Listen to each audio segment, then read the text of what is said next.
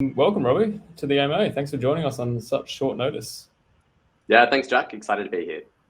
So let's just get into the thick of it already and kick off with the partnership with GameStop. A lot of the questions focused on why Immutable X chose GameStop and vice versa. So what was it about GameStop that made them the partner of choice? Yeah, so obviously Immutable X powers and works with many, many different marketplaces. At the moment, we're doing our integration with OpenSea and talking with most of the major marketplaces around the world. But GameStop is such a massive player and powerful entrant into the Web3 space from Web2. And the reasons behind that is a few. The first is they have a huge piece of cultural heritage in gaming and 50 million customers associated with that. The second thing is you guys, the massive evangelistic fan base that is one of the most powerful in the world right now, that are all, moving to whatever GameStop does as the next product, which I think makes GameStop's position as entering the Web3 space, which is fundamentally about aligning consumer incentives and coordinating things in a much better way than traditionally exploitative like company consumer relationships, a very, very good move for GameStop. And finally, we're just really excited about the team they've built. They've built an incredibly credible NFT marketplace team, pulling people from crypto native organizations in the space. They are staffing this very heavily, and they are very, very genuine about the roadmap they're building out. So on basically all three fronts, we're thrilled to work with GameStop to make the premier NFT gaming marketplace. Awesome. So let's switch it around right at the inverse. Why did GameStop choose you guys, and what do you actually bring to the table? And what's the vision? Tell us. Yeah, absolutely. Look, GameStop wants gaming content, and that is what Immutable X as a company is currently really focused on in NFTs, is long-term, high-utility games who want to actually give players true ownership and kind of create a much better relationship between player and consumer. And so as Immutable, we are bringing all of that content to them and literally working on them with sort of pitches even. I think the other thing is the technical side of Immutable, where the platform that we've built is specifically designed to onboard mainstream Web2 companies into NFTs. If you ask a developer to use smart contracts to start building something, you've limited your pool of developers to literally 50,000 people in the world, and it is heinous to build smart contracts. It's incredibly risky, as we just saw with the $300 million wormhole hack like 2 days ago. What we are is completely API based, which means any Web2 developer, and there are hundreds of millions of them, can build on us. We can do integrations with gaming SDKs, which we're currently working on. We can make it really, really simple for mainstream developers to do what they do best, which is build high quality games, while we take care of creating a frictionless experience for people to own and trade the items inside of those games, inside that game and inside the marketplace of GameStop as well. Okay, gotcha. I think the announcement came out as a bit of a surprise for us, and we'll get more into the details later about what Immutable X is in more detail. But at a high level, could you tell us what Immutable is? What do you do? Yeah, of course. So I've been in blockchain for a while, since 2014. I kind of liked Bitcoin. I thought it was cool. I became obsessed with Ethereum, and that's because I could actually build on it. And I remember using a dApp, some of you may be familiar with it, called Etherroll back in the day, which was very, very simple gambling contract. You roll a die and you can bet, above or below a certain amount, and it returns you probabilistically based on expected value. And I'm not a big fan of gambling at all, but the reason I found this magical was in 80 lines of code, they had made redundant what governments spend tens of billions of dollars every single year doing, enforcing compliant payouts, transparent probabilities.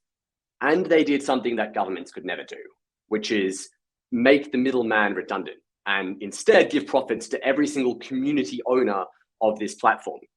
And I thought, if someone did that in 80 lines of code, obviously the entire world is going to run on this stuff. It may take a decade, it may take 2 decades, but eventually we're just going to be using smart contracts as the backend for everything.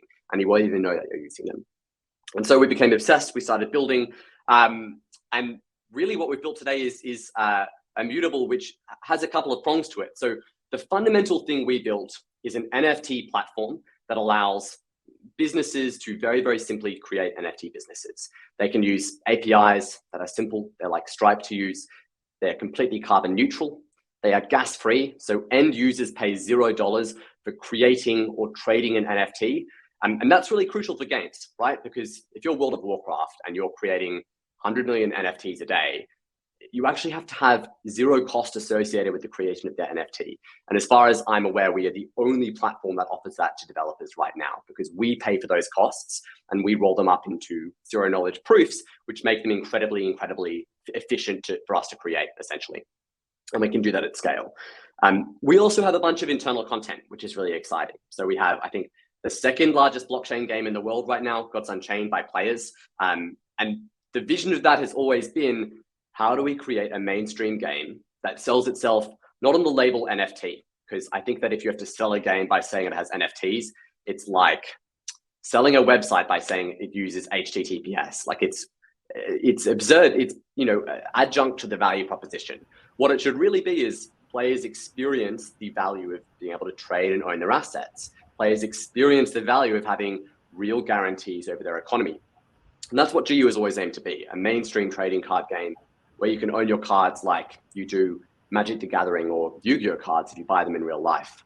And we also have a mobile RPG, Guild of Guardians, which we're working on, which is designed for the exact same thing, to take this to the mainstream.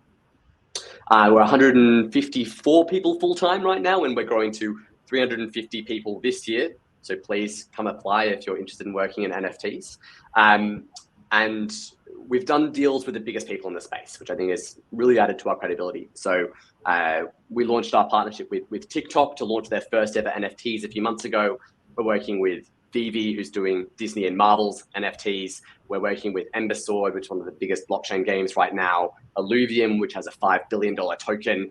Green Park Sports by the co-founder of YouTube and Zappos, and many, many more to come. So that's a bit about what we've built today and where we're going.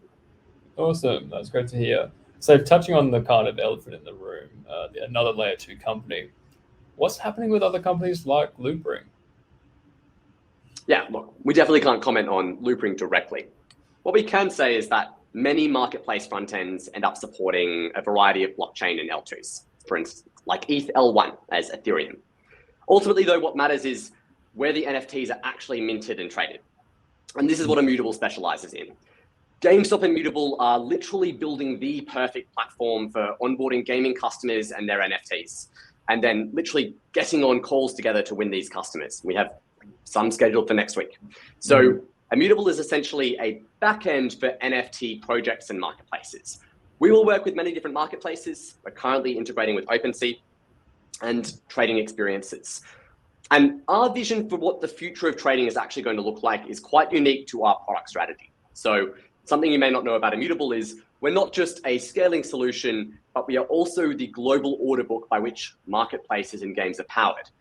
And the reason this is so powerful is, for instance, you could list an asset on GameStop's marketplace, and because our order book is shared, you could then buy that item inside a game, like Gods Unchained or Fortnite if they ended up supporting IMX, inside that game's context. The corollary is you could be in Fortnite, earn a skin, which is a John Wick skin, and sell it directly in the game's context, removing any friction for the end user, and directly purchase it off any IMX supported marketplace like GameStop. So the goal really is fundamentally, how do we let players trade from anywhere in a frictionless experience, and use major partnerships like GameStop to kind of funnel a huge amount of distribution to these partners. This is a unique product in the space. We have the best platform for NFT games, and we're going to make the assets from those games available to everyone on the GameStop NFT marketplace, which I think is really, really important. Yeah.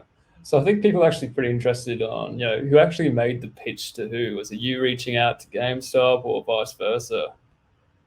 Yeah, look, GameStop hired crypto native people in the space. I personally knew a lot of those people, and they, day one, reached out to me as soon as they started on the project. So we've been in conversations for a very long time with GameStop. Okay. How long's been a very long time? The better half of a year. Yeah, okay. That makes sense. So what's the actual impact been since the announcement? I imagine it's been pretty crazy the past few days.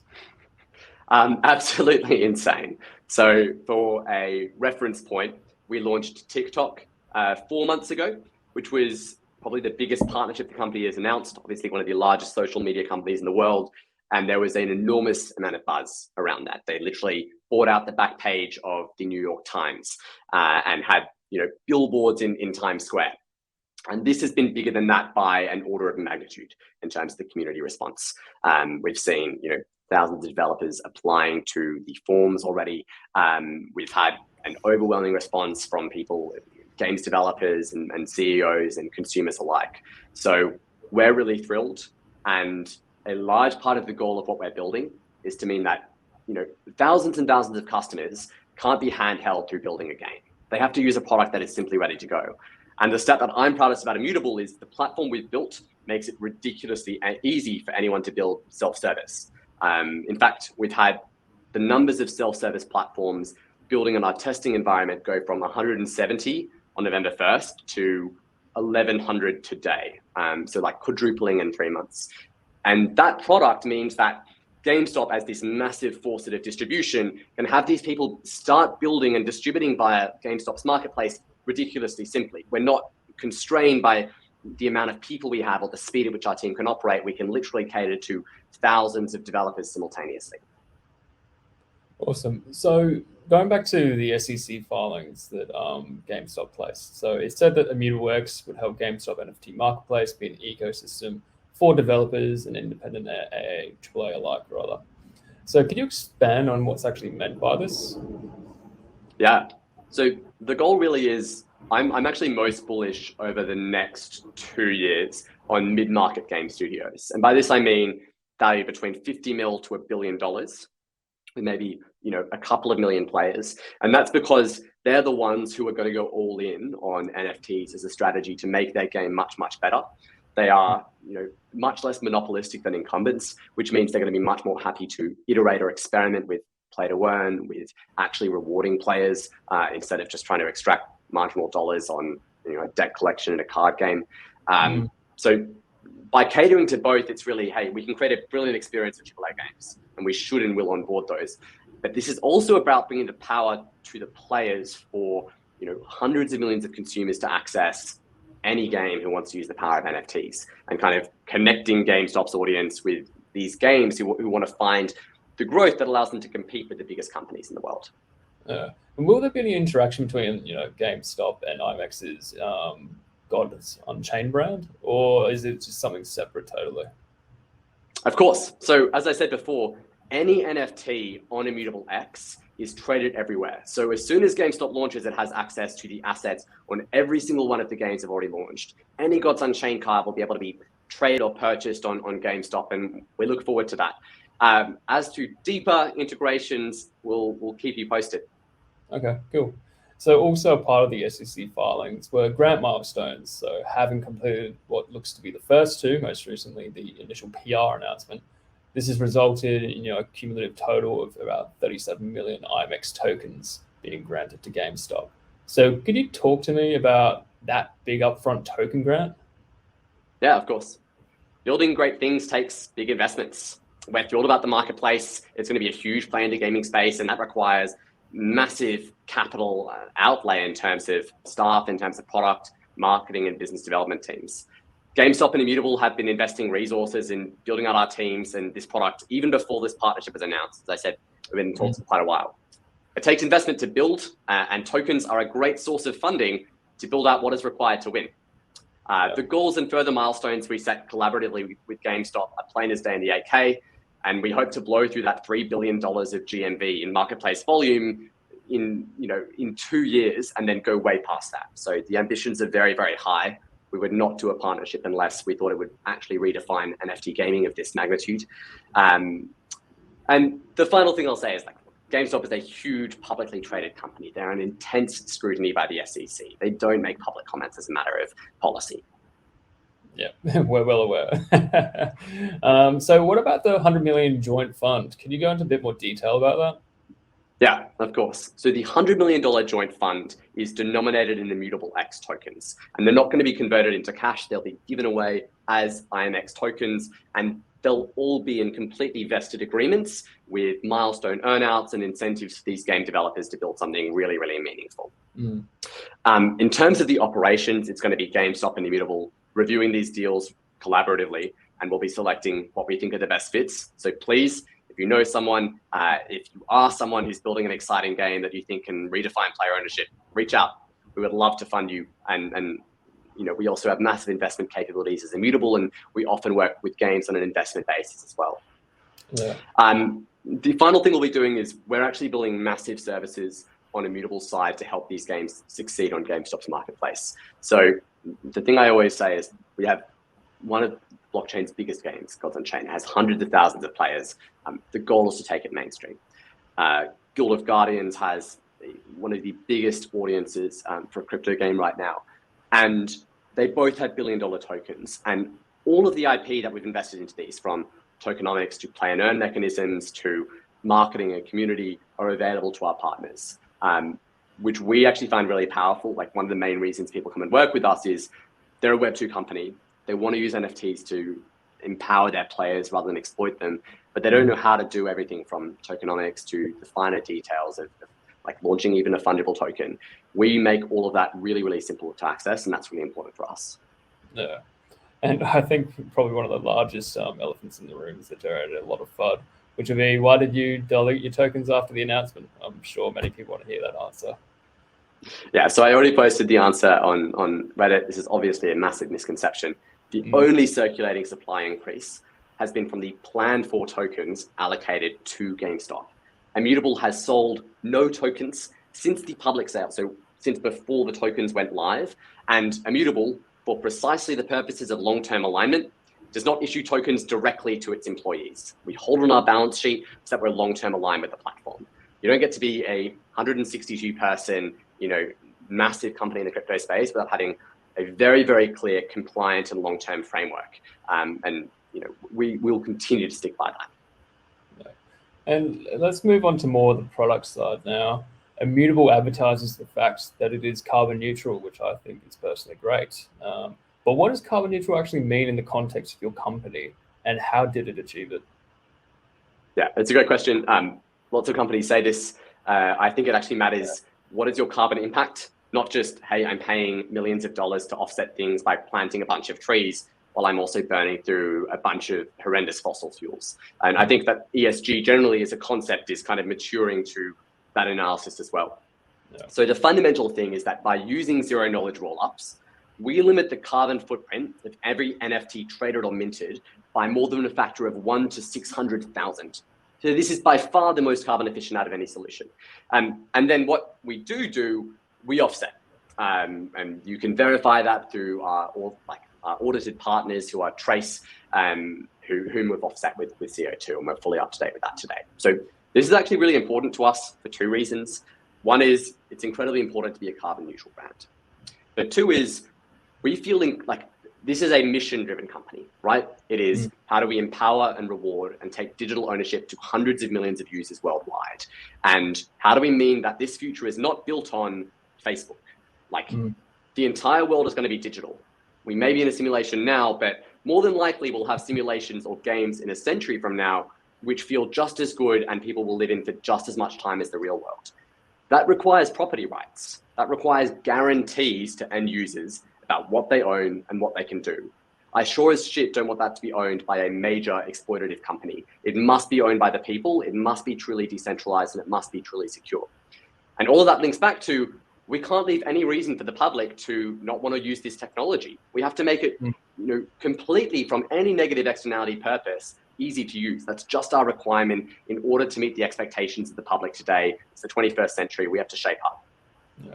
I think that's a great mission. And everyone also loves thinking about the future. So speaking about the future, where do you see the future of your product heading in, say, the next year and 5 years down the line? It's a great question. So the goal of Immutable is we really see NFTs as being the thing that allows you to own unique stuff. And there's actually way more dollars worth of unique stuff in the world than there is non-unique stuff. Pretty much currencies and shares. And even shares in many capacities are unique. You have different classes of stocks or liquidity preferences associated with each share, or even lockups. And each of those requires a unique trade instrument to trade them. And so the way I kind of think about the NFT industry right now is it's like JPEGs if the only reason people use the file format was to do memes. When in fact you have the entire world of photography in front of you and every piece of information that can be contained inside of it. In the same way, gaming is by far the vertical we are most excited about. Like gamers spend $100 billion on in-game items every year that they don't own and that they can't sell, and they get a very, very raw deal from publishers. I think that's crappy and we should change that. But also there are other verticals where this would bring massive benefit to people. There are things like financial verticals where we can tokenize houses or insurance contracts or financial options. There are things like physical goods like sneakers or literally wine. There's a $5 billion secondary market every year for wine. I mean, hell, the estimated secondary market cap of Magic the Gathering cards is $20 billion. So people want to trade stuff. And ultimately, NFTs are horrendously mispriced right now as a collectibles asset class. They're going to be how we trade literally everything. And the goal of Immutable is to be the liquidity platform, the back end for any product or marketplace or game or trading application that wants to use NFTs, and to bridge liquidity between each of these, to share orders between each of these on our global order book, which means if you want to sell something from Fortnite, you can buy it in GameStop. You can list an asset for sale in GameStop and have it be bought inside a game by a player looking to play their next match. So 5 years from now, I'd look us, we want to be on that mission. We want to be powering multiple verticals, and we want to be helping to empower consumers on this road to making everything tradable for the best possible price. Yeah. So let's move on to everyone's favorite topic, which is tokenomics. IMX has a total supply of 2 billion tokens and it has a circulating supply of 225 million as of this AMA. Could you explain this concept and how it fits into your strategy to manage inflation and deflation of the token? I think there's a bit of confusion about that, so it'd be great to get a better understanding. So first off, a clarification. We're going to be giving the vast majority of Immutable X tokens, over 60%, are given away to the community in order to incentivize growth and adoption of the Immutable protocol. So some of this will be user incentives, and we routinely look at how we're spending these to maximize the growth of the platform. That could be every time you trade, you earn IMX tokens. Every time you deposit or sign up or perform some valuable user action. And the other is business grants and working with businesses to encourage them to adopt our ecosystem. And if you look at our kind of token schedule, a lot of these are vested. So that 4-year period is generally the vesting cycle for a lot of these tokens. The 10-year period is the much longer, like, when we'll be giving this away. For those of you who don't have experience in crypto, the way that it works is that the Immutable X token effectively must be used to pay for a certain percentage of transactions of the platform. So it kind of receives fees from the Immutable platform. And the main goal of the token is to incentivize the growth of that platform. So our job is to make this protocol as large as possible, to make those volumes as large as possible, and to help create as the local, like the global backend for NFTs. So everything we're doing is designed to motivate that growth. Yeah, that makes sense. So moving more to industry topics, I think people would love to get your understanding and view on the NFT industry and crypto industry as a whole. And the biggest resistance to NFTs in the gaming community is the possibility of exploiting players for profits, because video game developers' history of pay to win, loot box gambling, and creating half-built games and further charge and expansion packs. So how can players actually gain trust in an NFT marketplace? Yeah, I think the first thing is that there is more, we have to build that trust, right? I think I said this in the Bankless podcast. The answer is not talk. The answer is not to say, hey, NFTs are really good for you. They're really shiny. VCs are investing in them.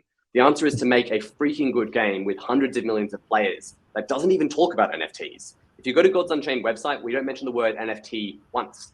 And that's because we think the value should come from your ability to have the guaranteed capacity to sell something later on, your ability to have guarantees over economics and scarcity. And so we actually have to deliver on the value proposition that we're saying. If it's fairer, we have to make fairer games. If it's better for players, we have to give players value. If it's going to make game developers more successful, we have to make games that are more successful than leading games. We've seen the start of this. I mean, I think Gods Unchained, for example, is a really, really exciting potential where we've built something that is mainstream competitive. You would play it even if you didn't have to, even if you didn't get the ability to sell these items. And that's kind of where you have to start at a fundamental purpose. It's not play to earn, it's play and earn. And I think a lot of the vision will be simply the benefit is at the end of playing, 5 years in RuneScape or 5 years in Hearthstone, instead of your account just being dead, you can sell your collection to a player who wants to onboard early. I mean, that's kind of the fundamental core concept we're trying to do, is bring property rights from the real world into the digital one. No. I think the topic of pay to win is quite divisive. But what's your take on, those people who don't have the money, and is it going to be the same playing field once this actually becomes mainstream? I wish I could share. I mean, I can. Some of the anecdotes from Gods Unchained where people have literally earned, hundreds of dollars per week through playing the game. And because it's a skill-based game, those are people who are winning competitive tournaments. And we have this incredible opportunity to actually translate human labor in gaming into value. And it's not empty, right? Like, this is really important because people say Ponzi schemes, all of this stuff. This money is not free. This money is a better way to market. This money is a better way to retain. This market is a better way to have players share via word of mouth. So fundamentally what we're doing is we're taking the $2 billion a major game, and this is literally the marketing budget, would spend on Facebook and Google ads per year, taking that to zero, and instead spending it on building a meaningful economy where players can earn NFTs, where players can actually trade for real value. And because of that, they will share it with their friends. They will stick around much longer and they will spend more. And when you look at that core set of economics, it's literally just sharing value with players rather than paying some middleman for growth. Yeah, fair enough. So what the industry, and this is kind of anecdotal, right, is lacking right now is mainstream game from an MMO RPG to RPGs that have actually incorporated NFTs. Do you see use cases for NFTs in games that don't have that online component to them, such as, The Witcher 3? I don't think NFTs make sense without a tradable economy because they're about ownership and tradability at the end of the day. So generally where we're going to see this take off is in any experience where ownership is valuable, which means you can trade things. Yeah. And how long do you think it'll be until we actually see a mainstream game in general enter the market that incorporates NFTs? Or has it already happened? I would say it has not happened. I mean, mainstream is big in gaming. It's like 50 million players. We have not seen that. It will definitely be this year. And the reason I say this is crypto is a unique industry, not that unique to tech. It's broadly kind of follows the tech's trend of capital will accelerate ahead of user adoption, but in line with VC predictions and expectations. And so what you see is in the giant wave of capital that came into the crypto industry in 2017 with the ICO boom, there are a bunch of scams, there are a bunch of shitty projects, things died down during the bear market. But what people don't know is that during that bear market, developers and building 10x'd, even though the capital went away. And that's because it came in the first place. In the same way, we've seen this massive rush into capital, but games that are good games actually take a while to build. They're like movies. They take 12 to 24 months. We've been working on Gods Unchained for over 3 years. And so we're going to see a lot of games that started development a year ago that are much higher quality than what we see today come into the market. I think you'll stop seeing low quality games get crazy valuations, and generally the whole quality will equilibrate to be quite high quality. And gaming is hit driven. So out of these 10 things, one of them will become mainstream. That's absolutely our vision for Gods Unchained and for Guild of Guardians. It's a vision for every one of the games that we work with on our platform today. You have games like Illuvium or Planet Quest that have grown enormous audiences in such a short period of time. Yeah. And how about for 3D ARPGs? What's your take on that? Yeah, we are actually building one in-house. You may know of Guild of Guardians, which is built on Immutable. And the reason we did those is we wanted to have a flagship desktop game so people could, if they were building a desktop game, come and say, well, hey, this is how I'm going to build the best-in-class one using Immutable's technology. We also wanted to do one for mobile. So we say, we've worked with the Apple Store, we've worked with the Android Store, we've ironed out all the kinks. Here's the playbook available to you so you can make it as simple as possible to build. So Guardians is a mobile RPG. And the entire goal is, again, not to sell shiny NFTs for hundreds of thousands of dollars. It's to create an in-game tradable economy that leverages digital asset ownership to build to tens of millions of players and then incentivize trading. And this is actually really cool, which is you have this brand new monetization system, which is clips on secondary trades. And the reason I love this is it's no longer, hey, I'm creating assets and then selling them to you and then you can do nothing with them. Because if I'm creating assets and selling them to you, my incentive is to keep as much control as possible. I want the only way to buy it is come to me. It's why Ticketek tries to lock down secondary ticket sales, because it undermines the primary issuer's value. Yeah. But suddenly we see the ability to actually monetize via secondary market trades, which fundamentally aligns the incentives of a player with a publisher, because the publisher is incentivized to keep that game alive as long as possible, to keep the value of these assets going, and to also, if they make a new game, kind of translate those assets between. And so I am really, really excited to business models that don't even sell a cent to players. They simply take them on the ride, build an epic and awesome economy with them, and take clips off that as it grows. So the same incentives as end players. Yeah, that's a really interesting product strategy. So in the back half of last year, we saw something interesting, which was Valve actually banning NFTs in games that use blockchain technology from Steam. Then you have on the other side Epic, who says it's open to the idea. So we have two kind of giants in the industry taking opposite stances. What's your opinion on this? Where do you sit? Well, obviously we know where you sit. And look, Microsoft tried to build a giant intranet when the internet was coming out so they could own it, right? Because they were the technology giant. It was called Microsoft Services Network. And had that one out, none of the progress made available by the information age would have happened, or it would have happened 10 or 20 years later, setting back humanity by that period of time. Not to call out Microsoft, every incumbent has done that, right?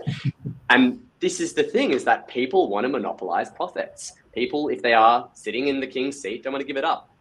And it's scary for those incumbents to say, well, hey, here's a new business model. It can grow faster, it can do better for players, and it offers 10 times value. That's the fundamental kind of core conceit of disruption. I think it will be really interesting to see how the Epic Store carves out a niche in kind of contrast to this. And in general, you're seeing big wars here, right, between monopolistic aggregators or app stores and people who are trying to differentiate by offering much better sort of fees. I mean, Steam literally charges 30% like the Apple Store. That is nuts. Like 30% on a digital asset is absurd to be charging in today's day, but they can do it because it's a completely centralized and owned gray marketplace. They shut down anyone who becomes dangerous. Like they shut down Opskins, a $300 million business, who later became Wax. So we will see disruptors rise off the back of countering kind of monopolistic companies, because that's the most powerful narrative to get around. I mean, that's why a lot of you are here today. Yeah. Moving on to the more general usage of NFTs in general. And I think you touched on this before in regards to the cross-platform aspect, but could you actually delve into what the future of that cross-platform NFT access would look like? Yeah, of course. So cross-platform is a given, right? Like NFTs can be used anywhere. So if you have games on two different platforms, say a PlayStation and a PC, it's going to make instant technological sense and eminent business sense for that to be cross-platform. I think the other really interesting question that this ties into is interoperability, which is, will you use the same asset in multiple games? And we have yet to see, I think, a strong business case or successful implementation of this. Right now, it's really just a bit of marketing hype. It's like, you know, two brands collaborating to kind of make everyone feel good and kind of share audiences. But I think we'll start to see really interesting business takes on it. And that's where you'll get the most sustainable progress, right? It's not about ideation. It's about, do you create better value for players? Can you create a faster growing business model? That's where real growth comes from and where industry trends to over time. And I think the value of interoperability is you can do what has been one of games companies' biggest banes, which is transferring audiences. I mean, look at someone like Supercell, who had massive hits with things like Clash of Clans, but has struggled to translate those into future audiences. Now you can build a audience over time where, hey, here's a new IP. We're going to translate people from this old game to this old game. We're not throwing your assets away. We're keeping them valuable.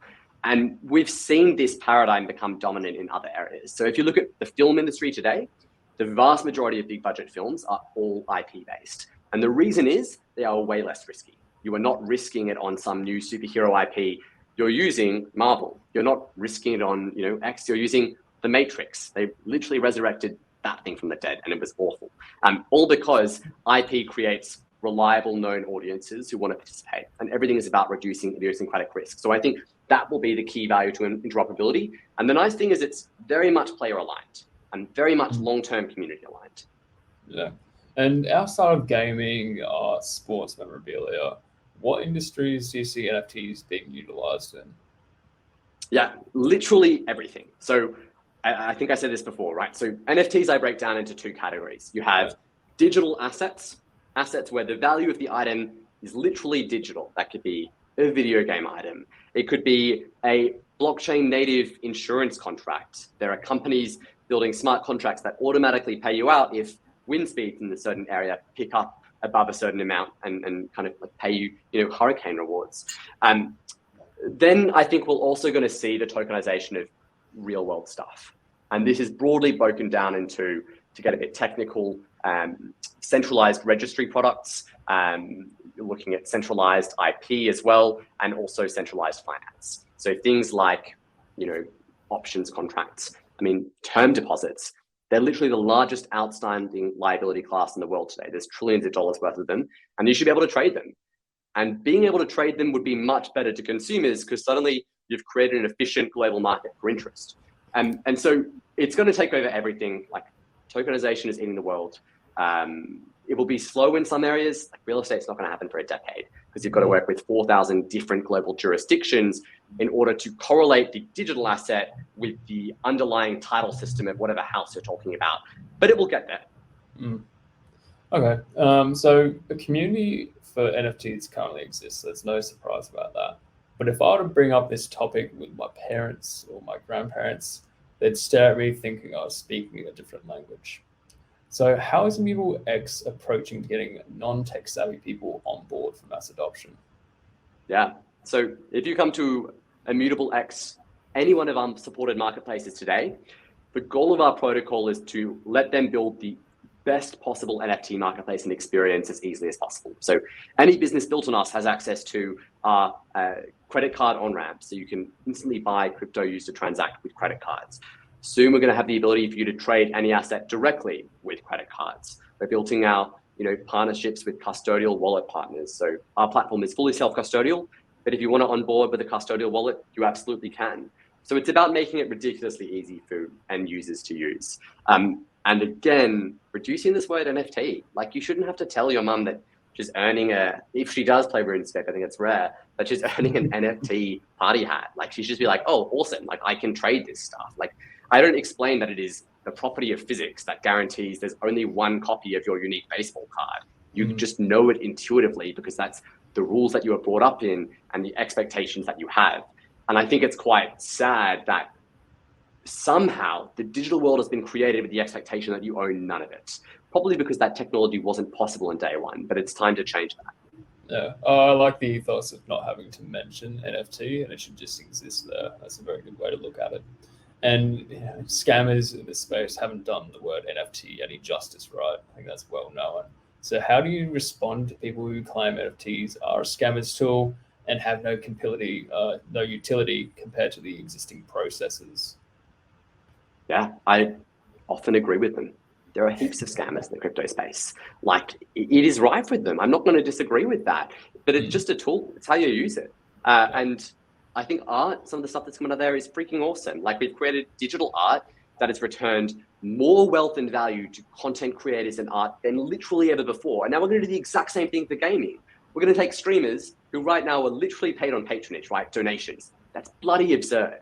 It's literally the same system that bards were paid with in the 1800s by lords of the house. And we can replace it with a system that efficiently looks at how much value they're bringing to the underlying content. Like, the whole goal of Web3 is let people own the value they're creating in platforms, rather than giving it to some giant business or some giant aggregator.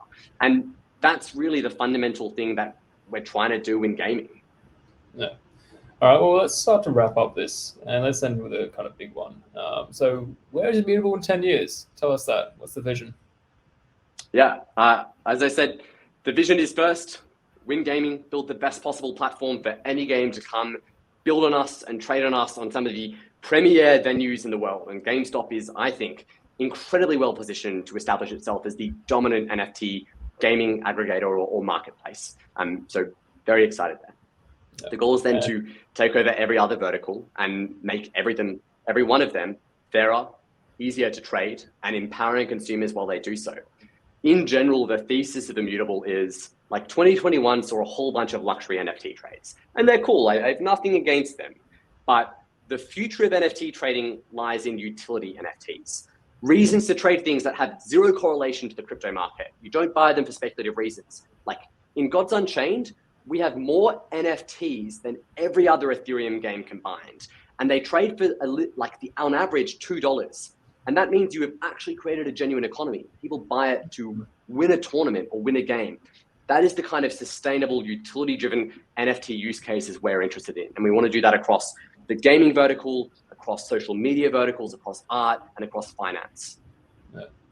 Well, let's end this on something we all have a shared passion for, which is gaming. What's your favorite gaming memory? Tell us.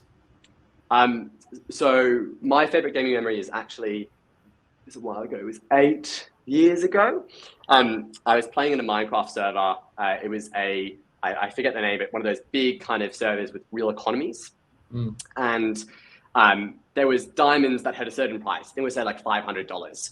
And you could buy or trade these diamonds via automated NPCs. But you had to fill the NPCs with the items and say, I'm going to sell them for this price. So there was a real kind of economy built in this Minecraft game. And I remember one day just walking for hours just in one direction of this world. I don't know why I did it. I was just traveling, but I found a very old ruins of a town from like a few months ago in the server's past. And there had been massive inflation in the diamond market since then. So the diamonds there were like, you could buy them for $5 and sell them for $4. So like the spread was very thin, the price was very low, and there was a ton of supply. So I literally bought like 1,000 diamonds for $5, went and sold it back in the modern world, like whatever kilometers away for the right price, and then kept doing that and arbed it out. And then I bought a house off a player, and then I immediately quit because I was like satisfied with the world. But that's definitely my favorite gaming experience. Awesome, good to hear. On that note, I just want to say thanks for your time. We'll wrap it up there. Really appreciate it. Thanks, Robbie. Thank you so much, Jack.